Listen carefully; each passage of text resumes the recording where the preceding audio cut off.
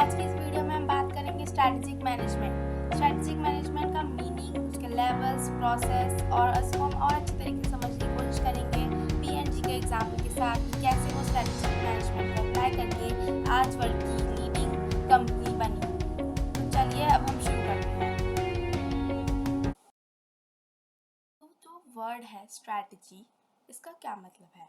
तो जो strategy word है ये बेसिकली एक ग्रीक वर्ड से आया है जिसका जो था स्ट्रैटेजिया। इसका मतलब होता है the art of general. Strategy is an art and science of planning and utilizing the resources for their most efficient and effective use in the changing environment. ये एक तरीके से हम इसमें अपने रिसोर्सेज को इस तरह से प्लान करते हैं, इस तरह से यूटिलाइज करना होता है हमको ताकि हम जो चेंजिंग एनवायरनमेंट है उससे कोप अप कर सकें। चेंजिंग एनवायरनमेंट लाइक कि changing in technologies, changing in political environment, like पहले हम पेपर पे काम करते थे, अब हम सोशल मीडिया पे आ गए हैं, इस टाइप से। तो हमें इस तरीके से स्ट्रैटेजी को अपने बनाना होता है ताकि हम चेंजिंग एनवायरनमेंट में कोप अप कर पाए उस एनवायरनमेंट से और हम टिके रहे मार्केट में। तो जो स्ट्रैटेजी होती है एक बार जब बनती है तो उसकी जो इम्प्लीकेशन होती है वो बहुत लंबे टाइम समय के लिए होती है। कभी भी स्ट्रैटेजी छोटे टाइम के लिए नहीं बनाई जाती, क्योंकि ये टॉप मैनेजमेंट बनाते हैं अपनी ऑर्गेनाइजेशंस में। तो स्ट्रैटेजी को हम गेम प्लान ऑफ मैनेजमेंट भी बोलते हैं। तो मेन एम ऑफ बिजनेस होता है वो होता है कॉम्पिटिटिव एडवांटेज को गेन करना, क्योंकि कंपटीशन इतना ज़्यादा बढ़ गया है और एनवायरमेंटल चेंजेस इतने ज़्यादा हैं। तो जो ऑर्गेनाइजेशंस हैं उनके लिए ये कंपलसरी हो गया है कि अगर वो अच्छे से प्लान नहीं करेंगी तो वो फ्यूचर में आगे सर्वाइव नहीं कर पाएंगी। तो जो इस गेम प्लान ऑफ मैनेजमेंट इसको इसलिए कहा जाता है क्योंकि जो मैनेजमेंट के इस प्लानिंग के गेम में जो जीत गया वही आगे फ्यूचर में रहेगा, और जो नहीं जो इसको नहीं अच्छे से प्लान कर पाया वो आगे तक नहीं चल पाएगा। तो फ्रेंड्स, अब हमें समझ में आ गया स्ट्रैटेजी क्या होती है। अब हम बात करेंगे स्ट्रैटेजिक मैनेजमेंट के बारे में।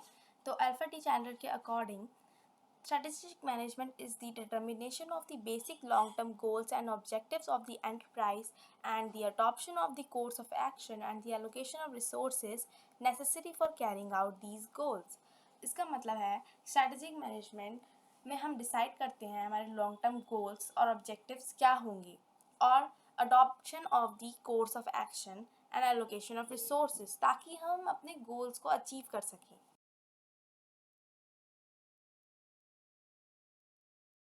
तो गाइस, अब हम बात करेंगे लेवल ऑफ स्ट्रैटेजीज कितने लेवल पर बनती हैं और वो क्या क्या है।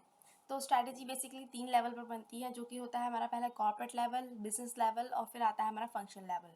तो हम इसको एक एक करके समझते हैं एग्जाम्पल्स के साथ। तो आइए हम समझते हैं कॉर्पोरेट लेवल स्ट्रैटेजी क्या होती है। It defines the business area in which your firm will operate. इसमें हम ये डिफाइन करते हैं कि हमारा बिजनेस एरिया क्या होगा। It involves integrating and managing the diverse businesses and realizing synergy at corporate level. इसमें हम इंटीग्रेट करते हैं और मैनेज करते हैं डाइवर्स बिजनेसेस को। It basically involves the merging and acquisition of the companies, और ये टॉप मैनेजमेंट रिस्पॉन्सिबल होता है इन स्ट्रैटेजीज़ के लिए। अब हम इसे समझते हैं अच्छे से एक एग्जाम्पल के साथ।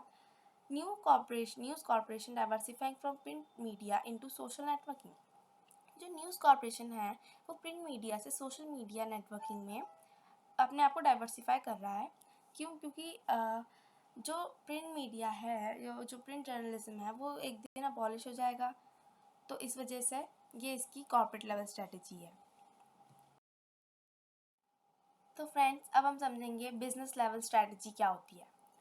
इसमें हम इन्वॉल्व करते हैं defining the competitive position of a strategic business unit and decided upon by the heads of strategic business units and their teams.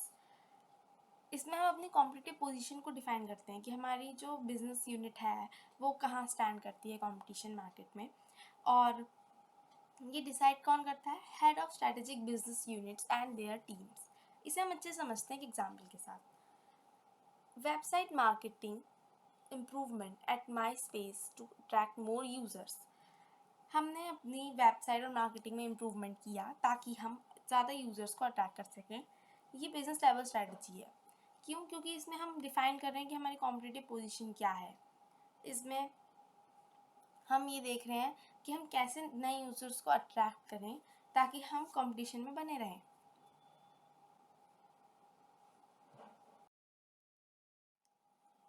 अब हम देखते हैं फंक्शनल लेवल स्ट्रैटेजी क्या होती है। फंक्शनल लेवल स्ट्रैटेजी फॉर्मुलेट करते हैं फंक्शनल हेड अपनी टीम के साथ। It involve setting up short term functional objective. इसके अंदर हम छोटे फंक्शनल ऑब्जेक्टिव्स को बनाते हैं। इसको हम समझते हैं कि एग्जाम्पल के साथ। इसका एग्जाम्पल देख लीजिए, जैसे कि माई space engineer increasing processing capacity. अब जो इंजीनियर्स हैं वो अपनी खुद की कैपेसिटी बढ़ा रहे हैं ताकि उनकी प्रोडक्शन बढ़े। अब कि उन्होंने डे टू डे अपना एक टारगेट सेट कर लिया कि आज हमें इतना प्रोडक्ट प्रोड्यूस करना है, नेक्स्ट डे हमें अपनी प्रोडक्टिविटी ऐसे बढ़ानी है। तो इस तरीके से धीरे धीरे करके ये एक दिन अपना लॉन्ग टर्म गोल अचीव कर लेंगे। That is suppose to be increasing their overall sale और ओवरऑल प्रॉफिट। तो और फंक्शनल लेवल स्ट्रैटेजी को हम ऑपरेशन लेवल स्ट्रैटेजी भी बोलते हैं। अब हमने स्ट्रैटेजिक मैनेजमेंट समझ लिया, तो अब हम इसके कुछ बेसिक फीचर निकल कर आए हैं जो होते हैं बेसिकली। इसमें टॉप मैनेजमेंट इन्वॉल्व होता है। इसमें रिक्वायरमेंट होती है हमें लार्ज अमाउंट ऑफ रिसोर्सेज की। ये अफेक्ट करता है हमारी लॉन्ग टर्म प्रॉस्पेरिटी को, और ये फ्यूचर ओरिएंटेड होता है। तो फ्रेंड्स, अब तक हमने समझा स्ट्रैटेजिक मैनेजमेंट होता क्या है, इसके लेवल्स क्या हैं और इसके बेसिक फीचर्स क्या हैं। तो अब हम बात करेंगे प्रोसेस की। तो प्रोसेस जो होता है इसमें दो स्टेजेस होती हैं। पहला होता है फॉर्मुलेशन और दूसरा होता है इम्प्लीमेंटेशन। तो बस अब हम बात करते हैं फॉर्मुलेशन कैसे होती है स्ट्रैटेजी की। तो इसमें हम सबसे पहले हमारा स्टेप होता है रिव्यू करना करंट सिचुएशन को, हमारा मिशन क्या है, ऑब्जेक्टिव क्या है, स्ट्रैटेजीज़ क्या है। फिर सेकंड होता है हमारा एनालाइज करना ऑर्गेनाइजेशन के रिसोर्सेज को और एक्सटर्नल एनवायरनमेंट को, और फिर डेवलप करना न्यू स्ट्रैटेजीज़ को, जिसमें आती है हमारी तीनों लेवल की strategies, corporate strategy, business strategy, functional strategy.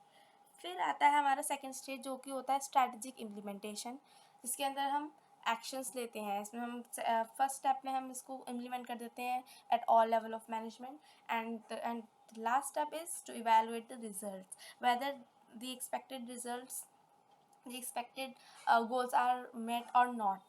तो अगर कोई भी डेफिशिएंसी होती है, अगर गोल अचीव करने में कोई भी प्रॉब्लम होती है, तो हम उसको वहीं की वहीं फाइंड आउट करते हैं और उसको वहीं कंट्रोल मेजर्स लेते हैं, ताकि हम अपने ऑब्जेक्टिव्स को अल्टीमेटली हमें अपने ऑब्जेक्टिव्स को अचीव करना है। तो हमें उसे अचीव करने के लिए उसमें हमें क्या बदलाव करने हैं स्ट्रैटेजी में, तो हम वो करते हैं।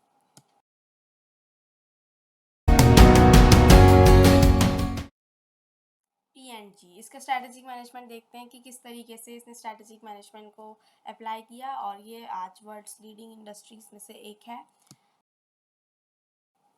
विजन मिशन, सबसे पहले हम इसका रिव्यू करते करंट सिचुएशन। तो इसका विजन स्टेटमेंट कहता है be and be recognised as the best consumer products and services in the world. मतलब ये वर्ल्ड की सिर्फ ऐसी ऑर्गेनाइजेशन के नाम से रिकॉग्नाइज होना चाहती है कि ये बेस्ट कंपनी है पूरी दुनिया में, जो सर्विसेज और प्रोडक्ट को प्रोवाइड करती है कस्टमर्स को।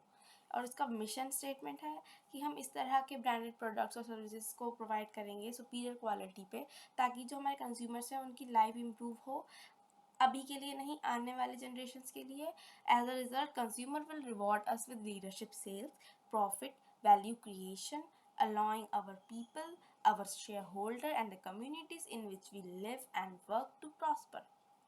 तो गाइज, ये है पीएनजी की vision and mission statement.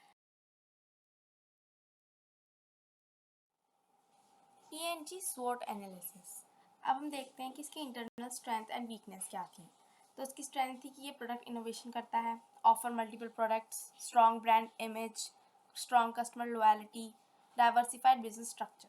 And its weakness are view product performance only, increased promotional spending to keep health sales, and customer concentration.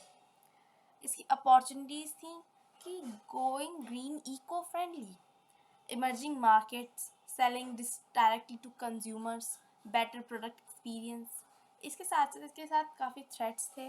वो थे कि high level of competition, raw material energy price increases, potential Gillette integration Vicks banned in US market, slow down its in consumer spending, substitute products have cheaper price. अब हम समझते हैं corporate level strategy क्या थी PNG की। तो वो थी market penetration strategy. This strategy specially significant for low performing products in market. Second थी product development. Product development, P&G develops new products to increase its market share of the global consumer good market. इसने इतने ज़्यादा new products को develop करना शुरू कर दिया ताकि ये ग्लोबली अचीव कर पाए कंज्यूमर्स की मार्केट को. थर्ड थी इसकी diversification. P&G has built significant scale by acquiring popular brands such as Gillette, Wella Professional, Lambs and Ambipur. तो इससे क्या हुआ, जो प्रोडक्ट पोर्टफोलियो एक्सपेंशन था वो ब्रांड कंसोलिडेशन स्ट्रैटेजी में कन्वर्ट हो गया. तो जो कॉर्पोरेट लेवल स्ट्रैटेजी थी ओवरऑल वो थी नया प्रोडक्ट डेवलप करना, जो पॉपुलर ब्रांड्स थे उनको एक्वायर कर लिया, और जो लो परफॉर्मिंग प्रोडक्ट्स थे उनके ऊपर सिग्निफिकेंट ज़्यादा ध्यान देना ताकि वो ओवरऑल अपना ऑब्जेक्टिव अचीव कर सके. Acquisition of Gillette was a major strategic move. ये इसके लिए एक गुड न्यूज़ है. एक गुड न्यूज़ थी कि जो एक्विजिशन हुआ था जिलेट के साथ वो एक काफ़ी अच्छा मूव माना गया है. क्यों? क्योंकि for the merger Gillette is expected to become stronger in market and the rate of it share to increase to at least 15% per year. तो ये एक काफ़ी अच्छा मूव माना जाता है. बिजनेस लेवल स्ट्रेटजी की बात करें तो P&G spends the most on advertising to convince consumer that its products are worthy their money. Its advertising expenses that are around 11% of its annual sale make P&G the world's largest spender on advertising. मतलब कि जो P&G था उसने इतना ज़्यादा advertising पे spend किया ताकि वो कंज्यूमर्स को ये कन्विंस कर सके कि जो उसके प्रोडक्ट्स हैं वो वर्थ मनी है, और जो उसका एडवर्टाइजमेंट पे जो एक्सपेंस किया उसने, इससे उसकी एनुअल सेल 11% तक बढ़ी और इसके साथ ये वर्ल्ड की लार्जेस्ट स्पेंडर और एडवर्टाइजिंग कंपनी बनी. सेकेंड्स की बिजनेस लेवल स्ट्रेटजी थी P&G invest about $2 billion annually in research and development, significantly more than its competitor. ये इसने इतना ज़्यादा स्पेंड किया रिसर्च एंड डेवलपमेंट पे अपने कॉम्पिटिटर से भी ज़्यादा. क्यों? क्योंकि ये हाई R&D स्पेंड जो था इसे हेल्प करता था लॉन्च करने में P&G के इम्प्रूव्ड और इनोवेटिव प्रोडक्ट्स को एक रेगुलर इंटरवल्स पे ताकि वो मेंटेन कर सके और एक्सपेंड कर सके अपना मार्केट शेयर को. Functional level strategy. तो P&G की फंक्शनल लेवल स्ट्रैटेजी थी P&G has a global HRM structure rather than local one. In P&G, one of the priorities for HR at global level is to develop HR capability. P&G का जो HRM structure था वो global level पर था और इसकी जो priority थी वो HR की कैपेबिलिटीज़ को डेवलप करना था. It is working on optimizing media mix with more digital, mobile search and social presence, improve message clarity to achieve greater saving in non-media spending. तो ये थी इसकी फंक्शनल लेवल स्ट्रेटजीज ताकि इसकी जो फंक्शनैलिटी है वो इम्प्रूव हो सके और ये इसके थ्रू ये अपने लॉन्ग टर्म गोल्स को अचीव कर सके. Thank you guys for watching this video. उम्मीद करती हूँ कि आपको स्ट्रेटजिक मैनेजमेंट समझ में आ गया होगा. तो अगर आपको अभी भी कोई डाउट्स है तो आप कमेंट सेक्शन में कमेंट कर सकते हैं और सब्सक्राइब करना मत भूलिएगा इस चैनल को. अगर आपको वीडियो अच्छी लगे तो लाइक करिए. एंड अभी के लिए बाय बाय, मिलते हैं अगली